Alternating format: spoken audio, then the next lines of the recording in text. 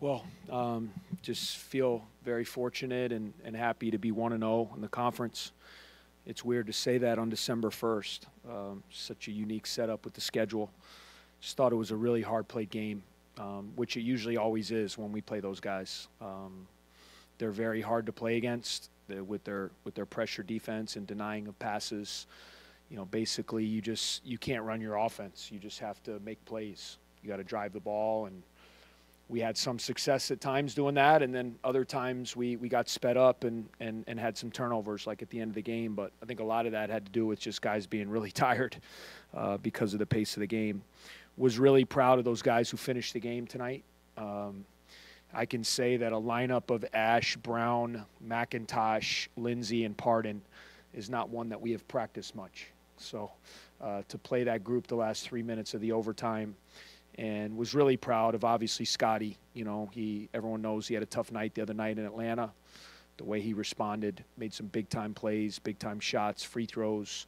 And then I thought Isaiah Brown, you know, raising up when it was tied, hitting a big jumper, and then, you know, getting a key loose ball and the stop there and making 2 free throws to ice the game. So a lot of guys did a lot of good things. You know, it's a quick turnaround. We got to get our legs and, you know, head to West Lafayette, which is never an easy place to play.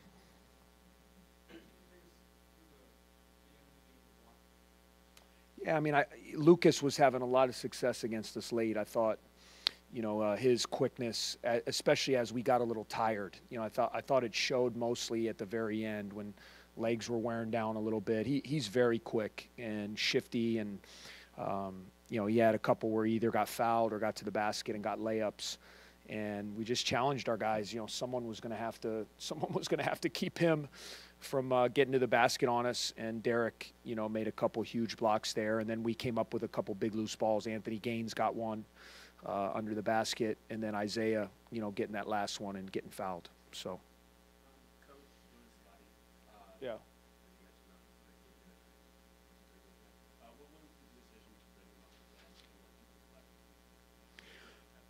Well, I mean, the decision to bring him off the bench, it wasn't just him. It was more about rewarding what I saw the last 7 minutes of Georgia Tech. You know, if you remember, the 5 guys who started tonight were the 5 guys who got us back in the game. You know, it was Ash and Falzone with McIntosh, Law, and Pardon. And we were down 10 in Atlanta, and they held Georgia Tech to no field goals, you know, in the last 7 minutes, except for the last, you know, the buzzer-beating layup. So, you know, it was more about rewarding those guys for their play, less about punishing Gavin or Scotty.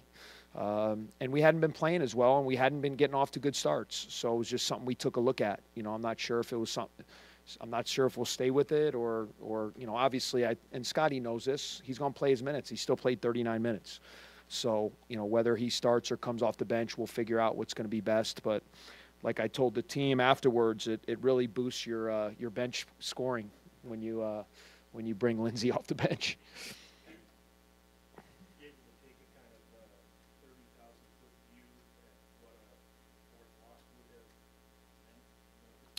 Yeah, I mean, we viewed this game as a must-win. We really did. You know, we have not been at our best. I mean, it's no secret.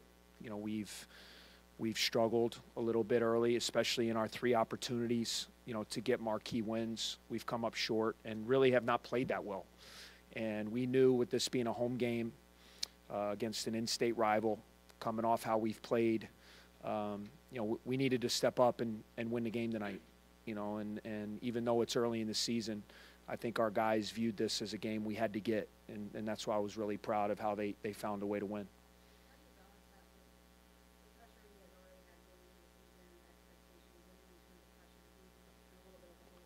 Yeah, you know, I think the guys got a good taste of, you know, things can change in a heartbeat of how you're viewed.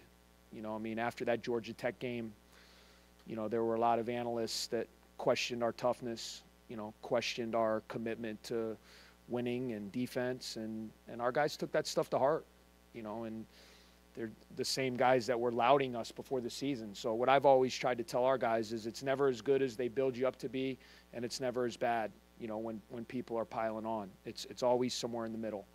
And, you know, we've had to learn some hard lessons early in the season, you know, with not playing at the level that we need to, and understanding that we've earned people's respect now.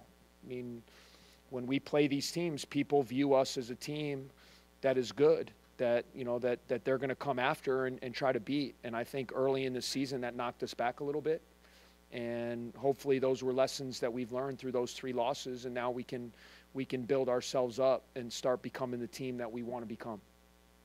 What are your thoughts on the suggested schedule of key games and also conference season 2 record setting? Yeah, well, I'm a fan of it right now because we're 1-0. But overall, I think it is difficult. You know, I get it. You know, it draws some attention to our conference at an early stage.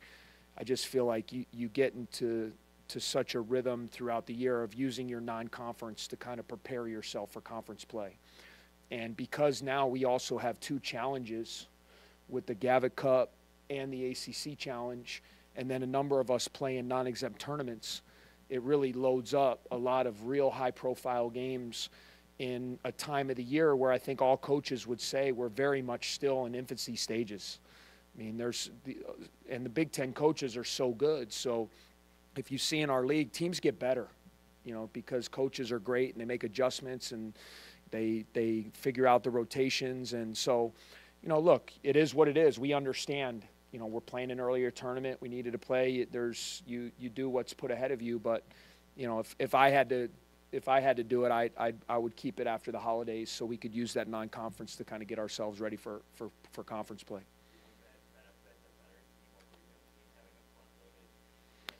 Yeah, I mean, it should, but, you know, in our case, it's probably been kind of a tough time to have all the, you know, because we're trying to find ourselves. We've struggled, and it's hurt us because we need to practice. You know, we need to practice. We need to get better. We need to work on our habits. And I think you guys have seen, though, I mean, our defense in the past 2 weeks has gotten a lot better from where it was the first 5 games. And, you know, you just play the games that are in front of you, and you got to know that everyone's doing it. I mean, we're playing Purdue Sunday. They just had a game tonight. They got to travel, and so at least it's fair for everybody. Everybody's going through the same thing. What are the reasons behind that defensive improvement? Practice and work. You know, I think Texas Tech game was a real, you know, eye opener for our guys, and you know, I think it took, because even the Creighton game, we didn't defend well, but we made shots. So it got masked a little bit, you know, because we scored 90 or 88 or whatever it was. But our rotations, our on-ball defense, our cohesiveness, our talk, all those things, we've gotten back to the basics in practice. And like I said, I took responsibility for that. You know, I did not do a great job with this team in the preseason of, you know, establishing those habits. We were banged up a little bit. We had a lot of veterans. And I take responsibility, you know, for the way the team plays and as the leader. And we had to get back to the practice floor. We have this game Sunday, and then fortunately we'll have some time, you know, to practice. We have finals, but we'll have some practices where we can continue to build and get better in all areas. Isaiah's seen his minutes down a little bit this year. What does it say about him that he didn't come in before clutch? Yeah, I was really proud of him. You know, one other thing, Isaiah missed a month in the preseason with a quad injury, and it really set him back. You know, he wasn't able to do much of anything. It altered his conditioning, his timing, his rhythm, and he's had to kind of play catch up on the fly. And he's been working hard. He's been doing extra stuff with the coaches.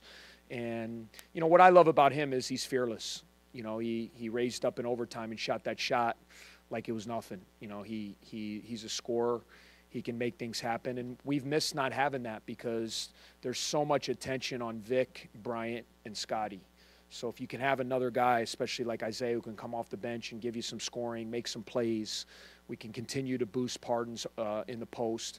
And then we have to get more production out of Falzone and Skelly at that 4 spot. You know, and then once we can get to that point, I think we'll start becoming a better team. Coach, two guys fouled out tonight. It's been a little bit of an issue. Yeah. What do you attribute it to, and how concerned are you? Yeah, I mean, I think at times we put our hands on people a little bit too much. You know, I mean, in Vic's case tonight, I mean, he had a charge in the first half where he just ran Finke over, and then he got a technical. You know, so those are 2 of the – now all of a sudden – and Vic's going to guard the other team's best player. So, you know, you got to be smart about that because he's going to get some fouls guarding great players and great scorers. You know, at times I think we just put our hands on people too much. You know, we're trying to be aggressive. We're trying to guard the ball. We're getting our hands on people, and it's something that we have to improve going forward.